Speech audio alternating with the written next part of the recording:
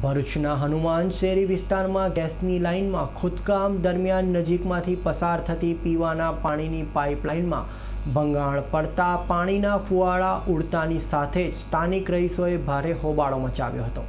જૂના ભરૂચના હનુમાનશેરી વિસ્તારમાં ગેસ લાઇન નાખવા માટે ખોદકામની કામગીરી દરમિયાન પાણીની જ પાઇપલાઇનમાં ભંગાણ કરી દેતા પાણીના ફુવારા ઉડવા લાગ્યા હતા અને સમગ્ર વિસ્તારમાં જળબંબાકારની સ્થિતિ ઊભી થવા પામી હતી।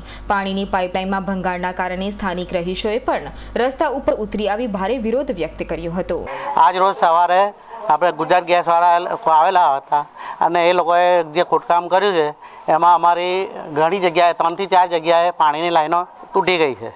તો એ પાણીની લાઈનો તૂટી ગયાથી સાંજે 4 વાગે જે પાણી આવ્યું એ અમે બંધ કરાવી દીધું છે અને કાલે સવારે પાણી આવશે ત્યારે એ મગજમારી થવાની છે। તો હજી સુધી એ લોકો પાણીની લાઈન ચાલુ રિપેર કરવા આવ્યા નથી। એ જે નુકસાન થાય તેની જવાબદાર કોણ લેશે? નગરપાલિકા કે ભાઈ ગુજરાત ગેસવાળા? અવી સૈયદનો રિપોર્ટ S9 ન્યૂઝ ભરૂચ।